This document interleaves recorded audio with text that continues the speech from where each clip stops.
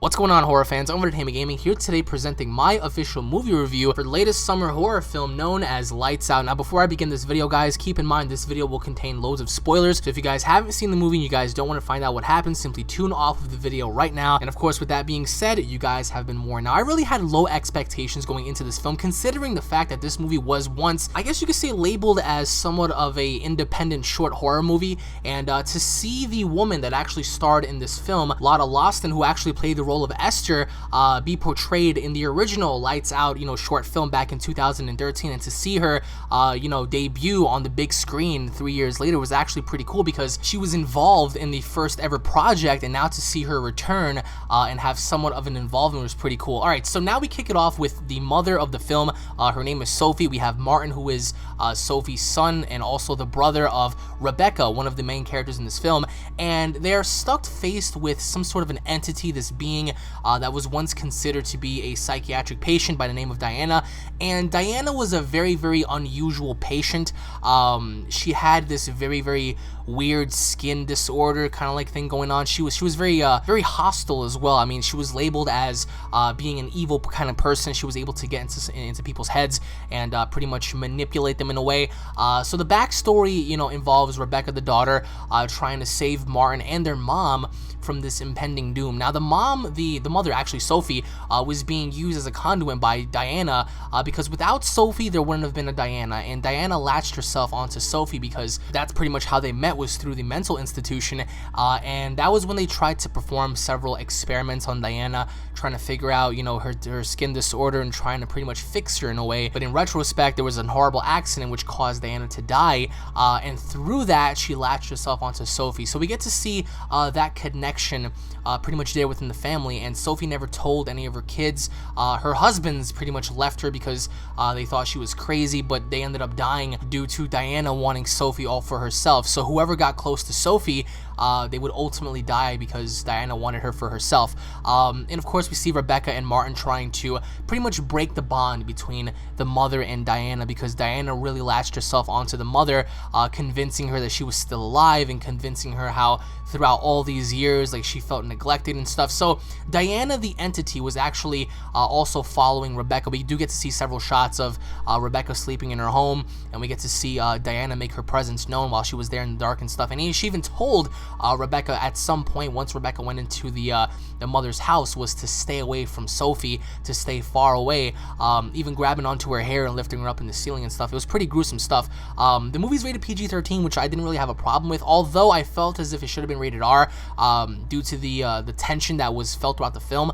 I just felt as if the movie was also very, very short. I do believe the movie was roughly around 120 minutes, roughly about an hour or so, and so it really wasn't, it didn't feel long at all. The movie ended relatively quick. So but the overall synopsis was, we see Rebecca, she's with her boyfriend Brad, and Brad's trying to move in with her, and Rebecca had her own thing going on, and Martin, the little boy, had such a difficult time being home alone with his mom, who, mind you, is crazy. She wasn't taking her medication, and she was practically talking to herself in the dark, but Martin didn't really understand as to what was going on until he finally found out that his mother was talking to someone indeed, that being Diana, in the dark, which caused the little boy to lose sleep, and he was actually sleeping in school. Child services were called, and that's when Rebecca had to respond because she found out her brother was going through some stuff in school, and obviously enough, Sophie couldn't really reach back out to the boy because she had her own thing going on and stuff. So overall, I would have to say that my expectation level was very low because I didn't really know how to feel about this film, but once I came out of the film, I was very satisfied. I actually enjoyed the film a lot,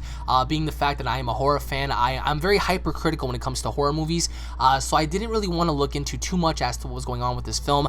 I didn't want to see any of the teaser trailers, any of the TV spots, so I actually went in here not knowing much, but after I left the film, I was quite satisfied. Now, although towards the very end, and keep in mind, guys, this is going to be a spoiler, towards the very end, in order for Diana to permanently go away, Sophie had to take her own life, Sophie being the mother, because she had an understanding that so as long as she was alive, Diana would continue to use her and manipulate her to get what she wanted. So without Sophie, there wouldn't be a Diana. So what Sophie did was she ultimately shot herself. She shot herself right in the head in front of Rebecca, which was pretty unexpected because we all thought that, they would create some sort of a plan to get rid of Diana, but instead they ended up just going and siding with the mom and allowing her to make her own decision, and that's taking her own life. And once she took her own life, you know, Diana ultimately enough disappeared. So towards the very end, there wasn't any hints, there wasn't any foreshadowing of there being a second film.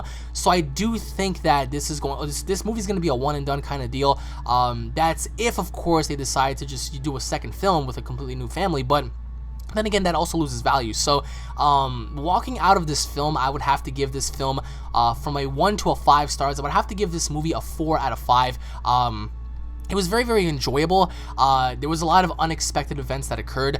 The tension was there. Obviously, enough, we did have jump scares, which I am not a big fan of, but of course, I believe they actually worked in this film. The acting from the cast members was absolutely brilliant. It felt believable, and it felt as if, you know, they were giving off that vibe as if like something was really going on, and you were just right smack dab right in the middle and just seeing it for yourself. So the film itself, I would have to say, isn't as good as, you know, previous horror movies that happened this year, like, you know, The Conjuring 2 and stuff. But basically the storyline of this movie is Rebecca left her house, she left her home to help her brother, to help her mom. And originally enough, Rebecca had a lot of tension with her mother.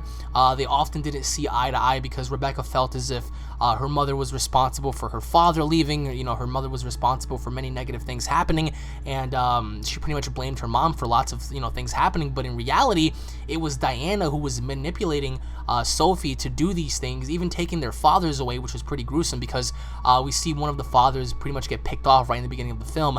And the sole purpose of Diana was she wanted Sophie all for herself. She wanted Sophie all for herself, and that was all she really cared about. She couldn't stand anyone else getting close to her, even taking her medication away. So as long as Sophie was broken in the film, Diana would use that to feed off of her and pretty much use her as a conduit to get to do other things. So I would have to say that Sophie re-emerged towards the very end as a completely different person because she realized that Diana was hurting her children, and that was something that Sophie, you know, pretty much demanded from Diana, was never to hurt her kids.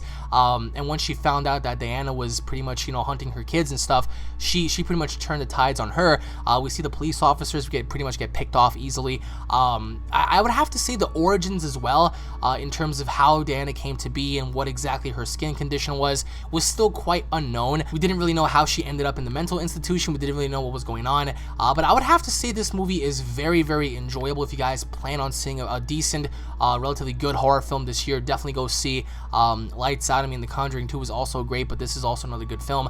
So definitely check that out, guys. I mean, I would have to say, comparing this to all the other horror films this year, I would have to say this is a really good second choice for, you know, a horror film. So again, everybody, thank you all for watching. If you guys feel differently about the film, let me know in the comment section below. Did you guys like the film? Did you guys hate the film? What would you guys have changed about the film? And what are your overall expectations for a possible sequel? Comment down below and let me know. Once again, guys, thank you all for watching. I truly hope you guys enjoyed. If you guys are fans, don't forget to subscribe for more content like this. If you guys are fans of horror movies, punch that like button square in the face if you guys enjoyed. Tune in for more. Again, if this movie was rated R, I do believe that the movie would have been just slightly different. And of course, we don't really get to see the monster, quote unquote, until the very end, which I definitely enjoyed because personally for me, I didn't want to see Diana's face like right off the bat because that would have ruined everything for me. So having to see how she looked like towards the very end was brilliant because we see how she came to be, or at least like how she became after, you know, the accident, quote unquote. So the movie actually portrayed Diana as a very, very ferocious character, something that would definitely stick with you, especially if you live alone. I feel bad for people that live alone because after seeing this film, you're gonna get hit a little bit with the psychological aspect here. So it was definitely an enjoyable film. Thank you all for watching, guys. Once again, God bless you all. I hope to see you guys in the next review, and I'll be seeing you all later. Take it easy, guys. Peace.